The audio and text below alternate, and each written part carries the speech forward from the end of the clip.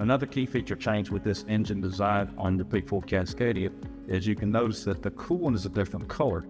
We've got an attention banner written on the side of the reservoir here. It says filled with factory nitrite-free OAT, which stands for Organic Gas Technology Extended Life Coolant. Your old truck had a fully formulated coolant that actually took nitrites, and it was colored in a purplish hue. I don't want you to ever mix those two together, because when you do, you're actually going to form a compound that's similar to ammonia, and it's going to erode my plastic and my yellow metals inside the motor, could cause engine damage. So if you can't find this on the road, which it should be readily available anywhere you go, and you can't do that, just get some distilled water. Fill it up with distilled water. But when you do that and you bring it back to our shop for service, I'm going to ask you to go ahead and let us know that you put water in it, and we need to fix your leak and get your dilution rate back set where it needs to be. So we need to really maintain this coolant, because the coolant is the lifeblood of the engine. We have to keep that engine operating at the proper temperature. Next, you can see that I've got things here that I've marked with high visibility yellow color. Now, if I see that I've got my radiator cap from the reservoir, it's yellow, so I can look at that on my pre-trim post-it and make sure number one is in place. And number one is tight. Two, this is tight. And secondarily, we've got oil fill here, easily removed. It has a tether so that we don't lose it. If you have to add oil, you can put that back down here. Last but not least, we've got the dipstick. So our dipstick is high visibility yellow. We can see it easily. But I'm going to caution you on the dipstick. When you check your oil, your engine should be shut off for at least 15 minutes before you check it on a level surface. If you don't let it shut off for that 15-minute cycle, you're going to have oil stored up in the top of this engine that's not going to reach the level down the oil pan where we're measuring, and it's going to give you a false indication that it might be low. So give it time to all that oil to settle down to the pan before we check the oil. So 15 minutes is the guideline that Detroit Diesel says.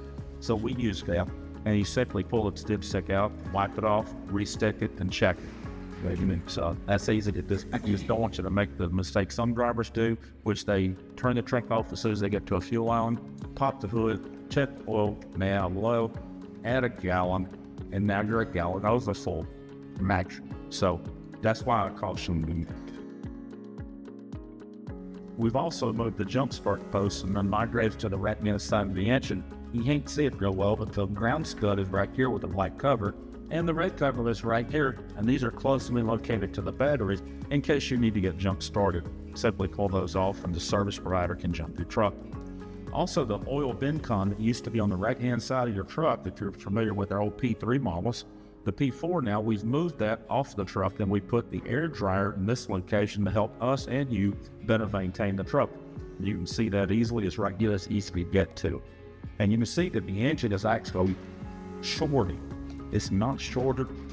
I'm going to split the frame 8 inches and drop the frame engine 8 inches to give you better center of gravity and an easier view over the top of your hood. So you can slope the hood more by lowering the engine. And that's not a design difference for any other reason as for a driver's ability to drive a truck better. A few more things that are different that we can note is, number one, the tow hooks have moved over here to the driver's side, and they're mounted in the front bumper. So if you ever need a tow hook and you need to get winched out of an area and you got possibly stuck, we can use these to put into the front bumper on the frame rail and help get a good sturdy pull.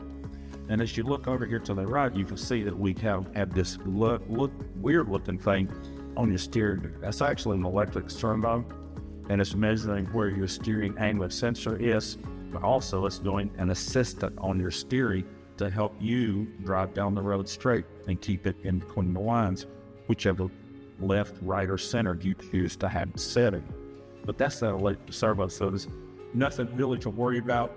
It does work really well, but it is new technology that we're using on the truck. But you look up here on the firewall and see that all those fuses and the fuse panels and the power distribution boxes are now gone.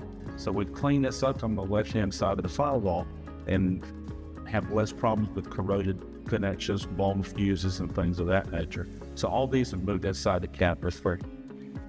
Also, on the left-hand side of the truck here, we're going to see that we have a fuel filter module that is on the side of the frame rail that is extra. Detroit Diesel actually says that the fuel filter module inside on the engine is good enough. They built it. That's what they say is good. We also add extra filtration because we want to protect our engine. This has a water separator built inside of it. The module in there has a water separator built inside of it. So we're trying to get as much moisture out of the fuel and the fuel as clean as it can be.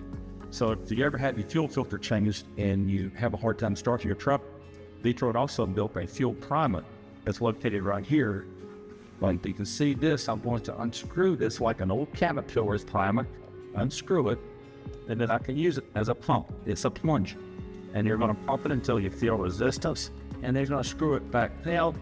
It might take 10 times, it might take 100 times, but you will feel resistance eventually as long as you have fuel in your tank. Good. You can't pump fuel into it if you don't have fuel in your tank. Good. So then your truck should start.